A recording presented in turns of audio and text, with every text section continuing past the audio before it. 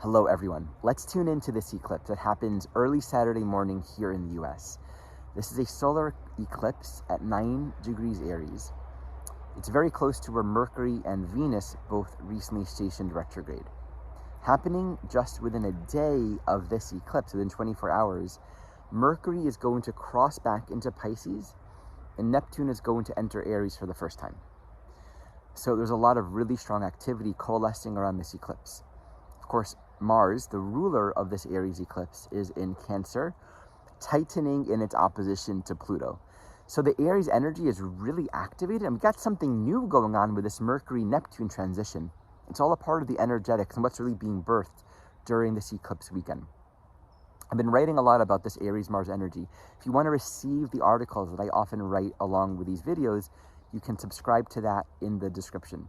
This weekend, I'm going to be offering a free workshop teaching on the Saturn-Neptune transition into Aries. So we're going to speak right now a little bit about Neptune being in Aries and its connection to the eclipse.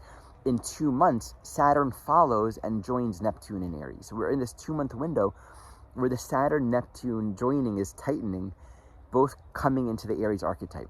So this is a very powerful evolutionary transition. We're going to speak to what it means for Saturn and Neptune to be coming together. Registration's required, so you can check that out as well in the description. Okay, let's jump into this. There are 2 essential themes that I feel are highlighted in this eclipse. Let's appreciate that this being a solar eclipse, the sun is temporarily shadowed, right? The sun is our solar energy, our confidence, our sense of purpose. And so oftentimes when we have the sun being hidden, right, it's like occluded, it's gone for a moment. That can feel very scary, right? There can be a lot of anxiety and tension. Maybe we can feel disconnected from a clarity of purpose. What's really happening at the core of this is something's being opened. Kind of like when you put your finger somewhere on your body, it stops the blood flow, then you release it, and then boom, the blood is flowing, right? So what this can emphasize essentially is the release of stagnation. In the process, it might feel like there's a lot of stagnation.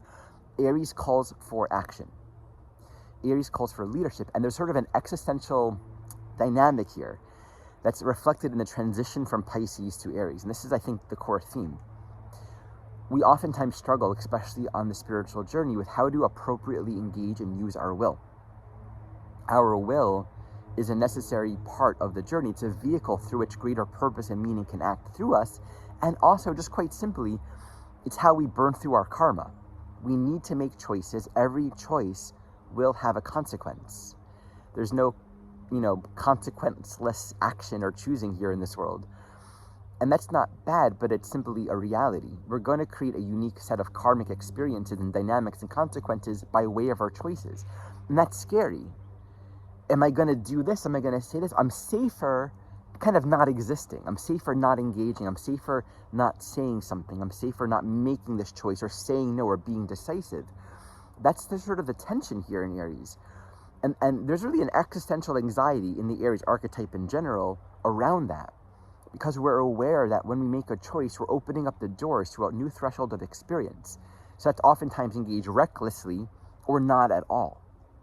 So I think for many of us, this Aries eclipse actually might be an activation, and we will feel that. Is there something that we need to work on and refine and act and express in the world? An activation to bring our will up, to bring our energy up a little bit. And these actions aren't about, this is my purpose, like this specific thing or this action or this unique set of choices. It's more about being willing and having the bravery, really, to engage in the process. This life journey is an evolutionary journey. And I often say that the Mars-Aries archetype is like a self-cleaning oven. We have to walk the path and embrace our curriculum. There are experiences that we need to have. There are dynamics in life that are going to teach us, that are going to shape us, that are going to help us in our own evolution. And we're going to make an impact on the world around us as we do that as well.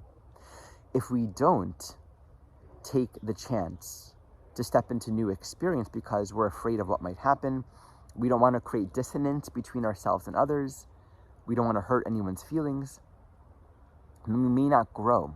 We might find ourselves in a more passive, non-engaged, non-empowered place. And then, of course, what happens with Aries, we might feel a lot of unexpressed anger or emotion.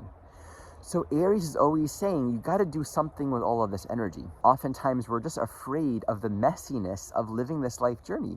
What if we go too far? What if we say the thing we shouldn't have said? Well, if we're soul-oriented, if we're wanting to evolve and grow, we will correct ourselves. And I think that's sort of the tension and also the humility of the South Node in Virgo relative to this Aries dynamic. We might make mistakes and it might be messy. But we have to be honest with ourselves and consider, to what extent are we negating our own soul leadership in life for the sake of not wanting to deal with the consequences of standing in our truth or standing in our power. So there is a loss of innocence here. And I've spoken before that the Pisces archetype can be sadistic. And it's a not so well-known component, but I want to bring this up again. The psychology of sadism often comes as the result of not being connected with our own personal will, meaning a lack of discernment and a lack of discrimination. So I'm going to go with the flow and just trust life, that it's all going to work out. There's like an indiscriminate trust in this, that without putting any effort in it, things are always going to work out for the better, but then we get duped, we get taken advantage of, bad people get their way and good people get hurt, right? And this can breed a deep distrust in life, in other people, to the point where there's like a flip. I no longer trust life. I no longer care. I no longer feel. I no longer have empathy for suffering. It's all pointless or meaningless, or I've been hurt so much that I don't care what I'm going to do.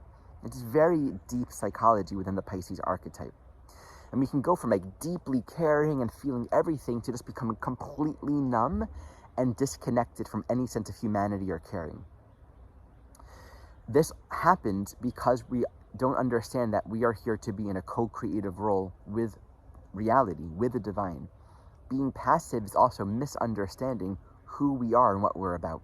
So from an evolutionary lens, if you think about sort of how, from one angle, we can say pedagogically, each sign's kind of on this evolutionary archetypal journey through the zodiac, and it's an ongoing process. What we learn in Aries is we're here. We have things to do. There are things to do, and we have to engage the curriculum. Otherwise, we can't truly surrender. I think surrender needs to go coincide with a sort of engagement and readiness to do our work, right? Surrender, but I'm ready and I'm engaged and I'm discerning. So that's the essence of this eclipse energy as I see it. There's one more dimension that I want to offer here. All of what I'm speaking to is very different than being in an oppositional mindset, right? Wanting to attack others, right? Wanting to make others wrong or win over others. It's very tempting right now, especially with this Mars energy moving into that opposition with Pluto, to either, hold back because we don't want to create separation or be canceled or make an us versus them kind of dynamic. And so then we don't bring ourselves forward, or on the other side of the coin, where we're in that oppositional dynamic and we're, fighting some sort of holy war. And we have to really ask ourselves, what is the basis, the motive from which I'm making these choices? And that's a deep part of it, right? We might act and realize, oh, that was too much, that was too aggressive, or that's not how I want to behave. Or I wasn't bold enough, I wasn't clear enough. So these are things that I think are very worth reflecting right now. But the moment we allow our mind to go into a place of attack and defensiveness is when we lose our peace. We can act with strength and courage, but we won't lose our peace if we're staying in our innocence, right? We're allowing ourselves to stay in the purity of our deepest desire and intention. And that might still mean we'll feel fear. There might be an edge of, oh, this is scary for me. It's really only when we come into a defensive, violent state of mind do we create dis-ease within our own system.